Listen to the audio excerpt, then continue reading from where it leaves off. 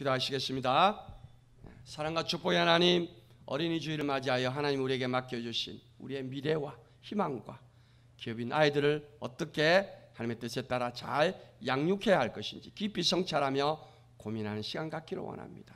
주님, 오늘 주신 말씀에 따라 힘성하는 자들이 되어서 우리에게 주신 아이들을 통해서 기쁨을 얻고 풍성히 결실하는 축복된 인생 되게 하여 주시옵소서. 예수님의 이름으로 기도하옵나이다. 아멘. 우리 앞뒤 자분들 서로 인사 나누시겠습니다. 사랑합니다. 축복합니다. 큰 은혜 받으시길 바랍니다. 사랑합니다. 축복합니다. 큰 은혜 받으시길 바랍니다. 감사합니다.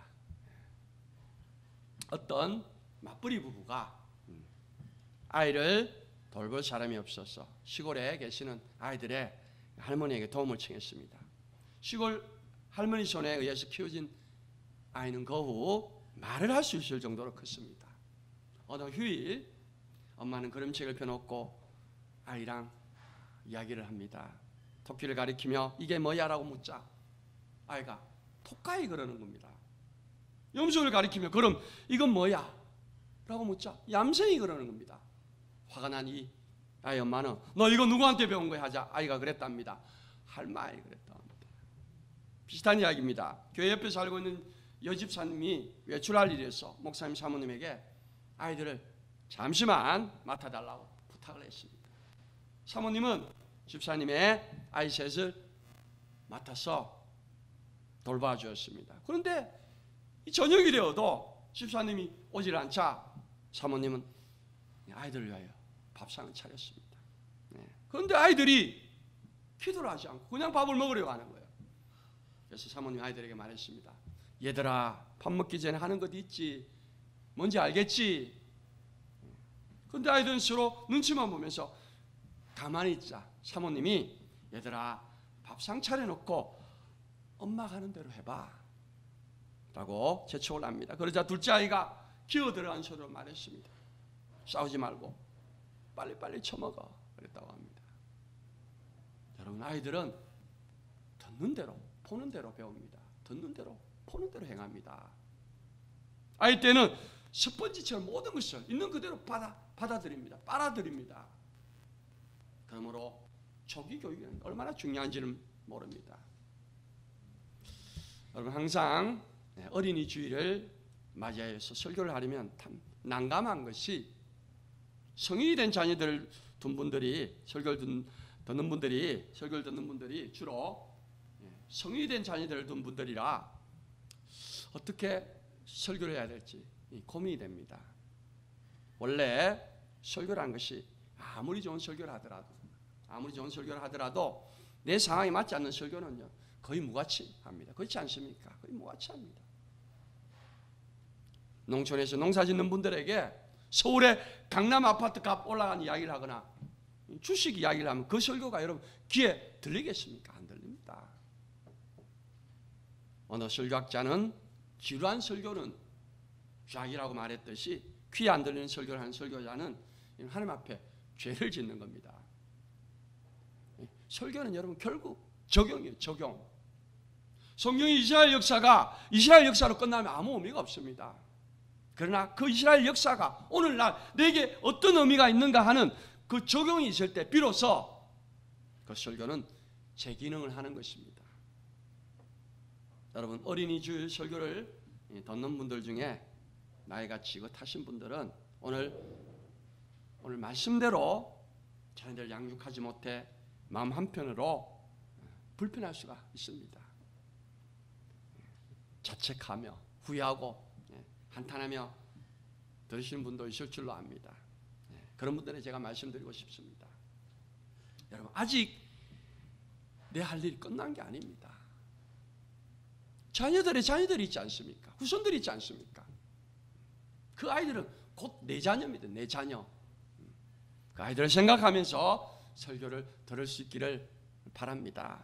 오늘 말씀 듣고 자녀들에게 그 아이들을 어떻게 교육해야 할지 말씀해 주시기를 부탁드립니다. 그리고 조부모된 자로서 적극적으로 그 자녀들의 신앙 교육에 적극적으로 개입하시는 것입니다. 그렇게 함으로써 자녀 양육에 이 전반전은 좀 부실했다 하더라도, 부진했다 하더라도 후반전을 통해서 만회할 수 있기를 바랍니다. 만회할 수 있기를 주님의 이름으로 축원드립니다. 전에 AFP, 프랑스 통신사라고 하죠. 프랑스 통신사에서 이런 기사를 보낸 적이 있었습니다. 아프리카 밀림 속에서 사냥꾼들이 이 원숭이들과 함께 살고 있는 벨로라는 한 소녀를 발견했습니다. 장애를 가지고 태어난 아기를 그 부모들이 밀림 속에 내다 버린 겁니다.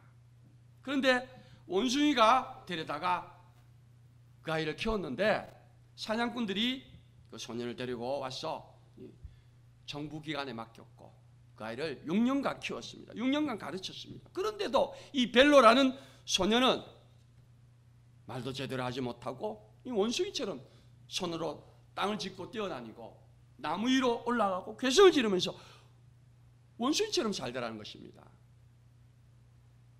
무슨 이야기입니까? 무슨 이야기입니까? 사람은 사람으로 태어난 것도 중요하지만은 누구의 가르침을 받느냐에 따라 인생이 결정된다는 것이죠. 원숭이의 가르침을 받으면 그럼 원숭이처럼 살게 됩니다. 사람의 가르침을 받으면 사람처럼 살게 됩니다. 또한 어떤 사람의 가르침을 받느냐 하는 것도 아이의 인생을 결정짓는데 핵심 요소가 됩니다. 그래서 오늘 본 말씀 보면 마땅히 행할 길을 아이들에게 가르치라 라고 말씀합니다. 여기서 가르치라는 것은 단순히 알려주는 데 그치는 것이 아니라 연단하다는 뜻이 있습니다. 연단하다. 즉 반복적인 교육과 훈련을 통해서 마땅히 행할 길을 확실하게 가르치라는 그런 말씀입니다. 오늘 말씀 보면 마땅히 행할 길이라고 했습니다. 마땅히 행할 길이란 활시를 당기다라는 뜻도 있습니다. 활시를 당기다라는 뜻도 있습니다. 활시를 당겨서 어느 방향으로 쏘느냐에 따라서 화살이 날아가고 위치가 달라집니다. 마찬가지로 아이를 어떻게 가르치냐에 따라서 아이의 인생의 방향과 위치가 달라진다는 것입니다. 여러분 기독교 역사 속에서 가장 훌륭한 어머니 두를 꼽으라면 성 어거스틴의 어머니 그리고 요한 웨슬리의 어머니를 꼽습니다. 그 중에 요한 웨슬리의 어머니는 자녀를 19명이나 길렀다고 합니다. 대단하지 않습니까? 요한 웨슬리의 어머니는 날마다 아이들이 잠자기 전에 잠자리에 들기 전에 계단에 일렬로 쭉 세워놓고 매일 같은 질문하고 같은 대답을 하게 했습니다. 이런 질문과 이런 대답입니다. 6가지인데요. 첫 번째입니다. 너 이름이 무엇이냐? 예, 요한입니다. 두 번째, 너는 어떤 사람이냐? 예, 저는 위대한 사람이요. 하나님으로부터 큰 축복을 받은 사람입니다. 세 번째 질문입니다. 위대한 사람 지금 무엇을 해야 하느냐? 예, 하나님의 역사를 창조하는 일을 해야 합니다. 네 번째 질문입니다. 내 파트너는 누구냐? 예, 하늘에 계신 하나님 내 파트너입니다. 다섯 번째, 누가 너를 보호하고 기르느냐? 예, 하늘에 계신 하나님이 나를 기르고 보호하십니다. 마지막 여섯 번째, 누가 너를 불렀느냐? 예, 하늘에 계신 하나님이 나를 부르셨습니다. 예, 웨슬리 어머니는 이렇게 매일 밤마다 자녀들을 신앙으로 반복 훈련했습니다. 그랬더니 그 중에 찰스 웨슬리는 세계적인 찬송가 작가가 되었고 그 중에 우리가 잘 아는 인물이죠. 요한 웨슬리는 감리교를 창설한 위대한 세계적인 지도자가 되었습니다. 뿐만 아니라 요한 웨슬리 형제들 모두 하나님의 큰 축복을 받았습니다. 그렇습니다. 자녀들을 신앙으로 잘 훈련시키면 하나님께서 그 자녀들을 축복해 주십니다. 주미 한국 대사관에 근무하던 김명배라는 분이 있는데요.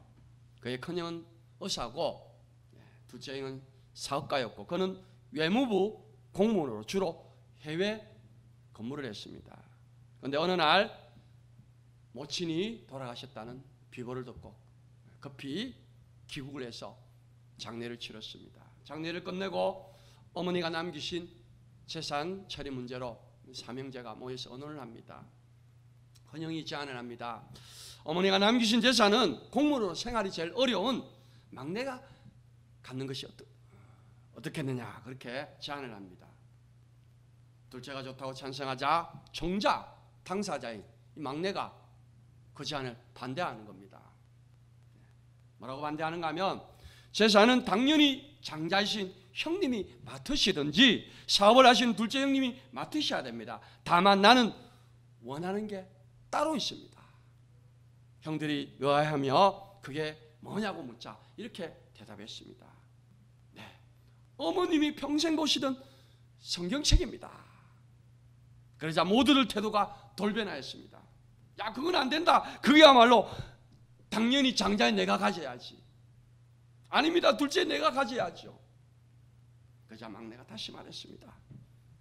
두 형님들은 언제나 어머님이 묻힌 고국 땅에 계시지만 저는 언제나 해외로 떠도는 몸이 허락해 주십시오. 네, 그 말이 끝나자마자 삼형제 서로 끌어안고 울었다고 합니다. 보기에 낡고 볼품없는 그 성경책은 은혜와 축복을 약속한 하나님의 말씀으로서 어머니께서 평생 읽으면서 밑을 쳐가면서 자신들을 어렸을 때부터 가르쳐왔던 아주 귀한 책이었던 것입니다. 네. 물질적인 유산보다도 어머니의 신앙을 잊겠다는 갸륵한 하나님의 자녀들의 모습입니다. 반면 어느 권사님은 신앙생활을 아주 잘하시는 분이신데 자녀들이 학교에서 공부를 잘해서 소위 말하는 스카이 대학을 갑니다. 그걸로 끝난 게 아닙니다. 졸업하고 미국에 유학 가서 거기서 의사가 되어서 미국 사회에서 상류층 인사로 살아갑니다. 그런데 문제는요, 예수를 믿지 않는다는 겁니다. 그 자녀가. 여러분, 믿음 있다는 많은 분들이 자녀들이 아이들이 세상적으로 잘 나가면요, 교회와 담을 쌓거나 거리를 두고 사는 것도 크게 개의치가 않더라고요. 보니까 주일 성수만 하면 문제가 없는 것으로 생각합니다. 조금 아쉬워하지만 크게 문제를 삼지 않습니다. 여러분, 신앙에 실패하면 여러분 모든 것에 실패하는 겁니다. 여러분, 제가 적나라하게 노골적으로 한번 말해볼까요? 고상하게 예수를 믿는 분들에겐 단순 무식하게 들릴지 모르겠지만요, 이 세상에서 아무리 떵떵거리고 살아도 천하를 호령하던 사람도 예수를 안 믿으면 그가 갈 길은 정해져 있습니다. 어디입니까? 여러분, 지옥 말고 갈 데가 어디 있겠습니까? 여러분, 천국 못 가고 지옥 가면요 다 빚 좋은 개살구입니다. 예수님이 직접 말씀하셨습니다. 그런 사람들은 어두운 데서 슬피 울며 이를 간다고 했습니다. 여러분, 자녀들의 불신앙은 다 그런 것은 아니지만 대부분 그 부모의 책임입니다. 이 부분에 대해서 우리는 하나님 앞에 회개해야겠습니다. 에스겔서 3장 18절 19절 말씀인데요, 제가 표준세 번역으로 소개해 드리도록 하겠습니다. 길지만 여러분 잘 들어보시길 바랍니다. 집중해서 들어주시길 바랍니다. 가령 내가 악인들에게 말하기를 너는 반드시 죽을 것이다 할 때 너가 그 악인을 깨우쳐 주지 않거나 그 악인에게 말로 타일러서 그가 악한 길을 버리고 떠나 생명을 구원받도록 경고해 주지 않으면 그 악인은 자신의 악한 행실 때문에 죽을 것이다. 나는 그 사람이 죽은 책임을 너에게 묻겠다. 그러나 너가 악인을 깨우쳐 주었는데도 그 악인이 그의 악한 행실과 그릇된 길을 버리고 돌아서지 않았다면 그는 자신의 악행 때문에 죽을 것이다. 그러나 너는 너의 목숨을 보존할 것이다. 무슨 말입니까? 믿지 않는 자녀가 있는데 그 아이가 하나님께 돌아오도록 경고와 훈계를 하지 않으면 그 아이는 자신의 죄로 인해서 심판을 받겠지만 그 책임을 내가 면할 수 없다는 겁니다. 내가 부모된 내가 면할 수 없다는 겁니다. 여러분, 무슨 말씀 아닙니까? 그러나 자녀에게 경고하고 훈계하였는데도 아이가 믿지 않으면 책임을 묻지 않겠다는 말씀입니다. 오헬리의 작품 가운데 이런 이야기가 있습니다. 어떤 남자가 아내를 잃고 딸 하나를, 어린아이를 키우게 되었는데요, 그런데 직장에 갔다 오면 신문이나 TV만 보고 아이들이 딸이 공부하다가 모르는 게 있어 물어도 가르쳐주지도 않고 함께 놀아달라고 해도 놀아주지 않고 항상 무관심했습니다. 그런 아이가 여러분 잘 성장할 수 있겠습니까? 점점 딸아이가 자라서 나중에 불량 청소년이 되었습니다. 그 후에 소녀가 죽어서 천국에 가게 되었는데 베드로가 막았으면서 야, 너 같은 불량 청소년은 천국에 들어올 수 없다 말했습니다. 그때 예수님의 음성이 들려왔습니다. 아니다. 그 소년을 들어오게 하라. 그러나 자녀를 제대로 돌보지 않는 아버지는 들어오지 못하게 하라 말씀하셨다는 겁니다. 여러분 제가 저번 설교 때 한번 말씀드린 것 같은데 제가 중동부 전도사 시절 중간고사나 기말고사 기간이 되면요 대부분의 아이들 학원에서 특강 받느라고 주일 예배에 빠집니다. 성적을 올리기 겁니다. 그때 집중적으로 학원에서 특강을 하는데 그걸 잘 들으면 점수가 올라가는가 봐요. 그래서 아이들이 많이 빠집니다. 과반수 이상이 빠집니다. 그런데 그 아이들의 부모가 누군가 하면 다들 직분자들입니다. 장로, 권사, 집사의 자녀들입니다. 아이들이 그렇게 하는 것은 수수방관하거나 오히려 그렇게 하도록 합니다. 왜 그렇습니까? 학교 성적 올리는 것이 주일 성수하는 것보다 더 중요하다고 생각하기 때문에 그런 겁니다. 그렇지 않습니까? 중요하다고 생각하기 때문입니다. 성적은 평생을 좌우하는 것이고 교회 가는 것은 얼마든지 기회가 있다고 생각하기 때문에 그렇습니다. 좋은 성적으로 좋은 대학 가서 그때부터 본격적으로 신앙생활을 해도 늦지 않다고 생각합니다. 정말 그렇습니까? 교회는 언제든 가면 되고 하나님은 언제든지 받아주신다고 생각하는데 여러분 그게 얼마나 어리석은 생각인지 인식을 잘 못합니다. 여러분 머리가 커지면 성경 말씀이 머릿속으로 안 들어갑니다. 무조건 넣으면 들어갈 것 같습니까? 천만의 말씀입니다. 지금껏 세상 가치관으로 교육받고 살아왔는데 보고 들은 게 배운 게 그건데 그래서 아주 반석처럼 그 가치관이 세워졌습니다.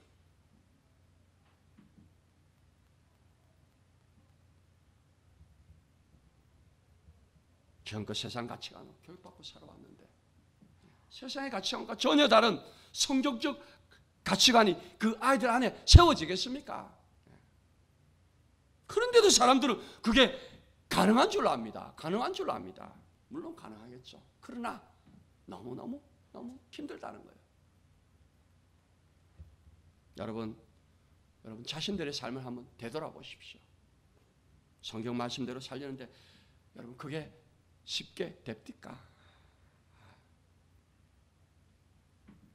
조기교육 하는데 여러분 신앙교육이야말로 조기교육을 해야 됩니다.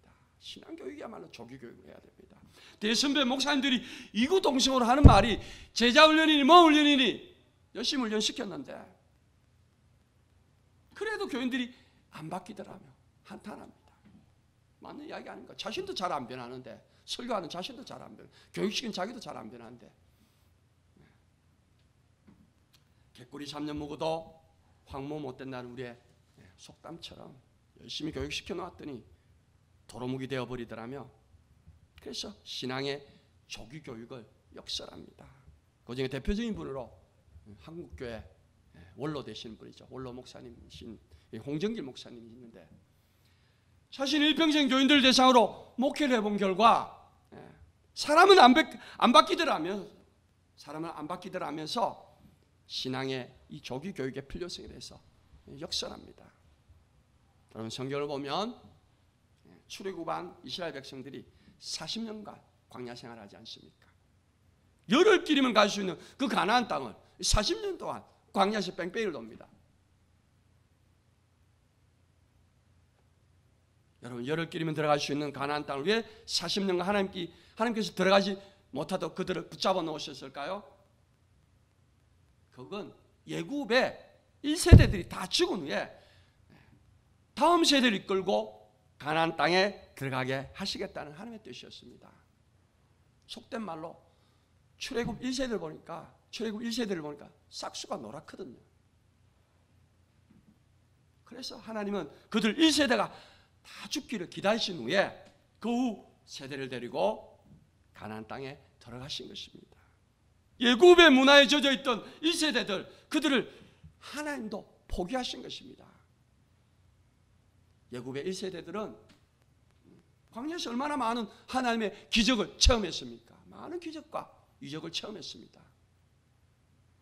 그럼에도 그들은 옛 섭성, 애굽의 문화에 젖은 그 섭성으로 인해서 그 자신들의 그 생각 체계를 변화시킬 수가 없었던 것입니다. 하나님에 대한 교육이 없었던 그런 결과입니다. 그렇습니다. 어릴 때부터 신앙교육, 말씀 교육이 없으면 커서 기적을 체험해도 잠시 변화는 같지만요, 근본적으로 변화되기는 힘듭니다. 여러분, 예수님 당시 예수님의 기적을 많이 체험한 유대인들도 결국 한패가 되어서 예수님을 십자가에 못 박지 않습니까? 어릴 때부터 철저한 신앙교육, 말씀교육, 여러분, 그게 답이 있습니다. 그게 답. 그 이상은 없습니다. 그게 답이 있습니다. 미국의 석유 왕으로 알려진 록펠러, 유명한 인물 아닙니까? 석유 회사를 세워서 엄청난 부를 축적했습니다. 하나님께 드리는 헌금으로 세운 대학이 12개나 된다고 합니다. 그 중에는요, 세계적인 대학들이 많은데 그 중에 하나가 시카고 대학이라고 합니다. 이 대학에서 노벨 수상자가 52명이 나왔다고 합니다. 대단하지 않습니까? 시카고 대학교는 록펠러의 아내가 죽은 것을 기념해서 그가 86세 때 지어 바친 것입니다. 이 대학교 헌당식 때 기자들이 물었습니다. 첫 번째 질문으로 기자가 36년간 세계 제1의 부자가 된 비결이 무엇이었습니까? 라고 묻자, 우리 부모님은 가난하게 사신 농부였으나 나에게 위대한 유산을 물려주셨습니다. 라고 대답했습니다. 기자가 그 유산이 무엇입니까? 라고 묻자, 첫째, 내가 6살 때까지 나의 손을 잡고 교회에 데려가셨습니다. 6살 때 너 혼자 주일학교에 가라 하시고 20센트를 주시면서 그 중에 11조를 바쳐라. 이 센트는 하나님의 것이다 라고 하셨습니다. 다음으로 나의 부모는 언제나 교회 앞자리에 나를 데리고 가 앉히셨습니다. 당시 우리가 다니던 교회는 교인이 800명이었는데 예배 30분 전에 와서 앞자리에 앉아 기도하고 예배 후 30분 기도하고 돌아가셨습니다. 그리고 부모님은 말씀하셨습니다. 교회는 무슨 일인지 순종해라, 충성해라, 그리고 목사님의 마음을 아프지 않게 해라. 여러분, 록펠러는 이 유산을 92세까지 사는 동안 한 번도 빠뜨리지 않고 지켰다고 합니다. 기자가 다시 물었습니다. 미국의 수많은 사업가들은 자기 자본을 다 쏟아붓고 또 은행에서 빌려다 투자해도 다 실패했는데 어떻게 회장님은 10분의 1을 떼어내고도 더 잘 됩니까? 그 질문에 답하기를 그건 하나님의 경작을 몰라서 하는 말입니다. 하나님의 뜻을 따라 살면 30년 앞을 내다볼 수 있습니다. 그들은 3년을 내다보고 나는 30년을 내다봅니다. 그렇습니다. 록펠러 유산은 다른 유산 물려준 것도 없었습니다. 다만 신앙의 유산을 물려주었을 뿐이었습니다. 그런데 그 영적인 유산 속에는 모든 것이 다 들어가 있었습니다. 모든 것이 다 들어가 있었습니다. 여러분, 이건 결코 이 록펠러라는 특별한 인물에 한정된 것이 아닙니다. 일반적인 이야기입니다. 일반적인 이야기를 하고 있는 겁니다. 하나님에 대한 신앙으로 어릴 때부터 철저히가 중요합니다. 흉내 내서는 안 됩니다. 어중개비 집안 망신시킨다고 흉내 내서는 안 된다. 철저히 어릴 때부터 하나님에 대한 신앙을 어릴 때부터 철저히 교육받은 사람이 잘못 사는 경우는 특수한 경우고 잘 사는 게 여러분 일반적인 이야기입니다. 잘 못 사는 게 아주 특별한 경우예요. 철저히 교육시키면 신앙교육을. 여러분, 유대인들이 바로 그 샘플이지 않습니까? 유대인들이 바로 그 샘플입니다. 그 샘플은 아주 신뢰할 만한 거예요. 신뢰할 만한 것입니다. 그럴 수밖에 없는 것이 오랜 세월에 걸쳐서 광범위하게 증명되어 왔기 때문입니다. 그들은 아이들을 일찍부터 하나님의 말씀으로 철저히 교육하고 훈련한 결과 그들이 그래서 세계를 움직이지 않습니까? 사랑하는 성도 여러분, 결론의 말씀입니다. 우리가 자녀들과 후손들에게 물려줄 수 있는 최고의 유산은 하나님에 대한 철저한 신앙인 줄 믿습니다.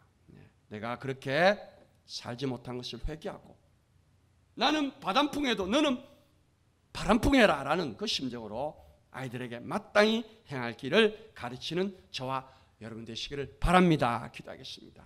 사랑과 축복의 하나님, 우리에게 맡겨주신 우리의 기업되는 아이들을 주님의 뜻에 따라 마땅히 행할 길을 가르침으로 인해서 자자손손 믿음의 대를 이어가는 축복의 가문 되게 하여 주시옵소서. 예수님의 이름으로 기도하옵나이다. 아멘.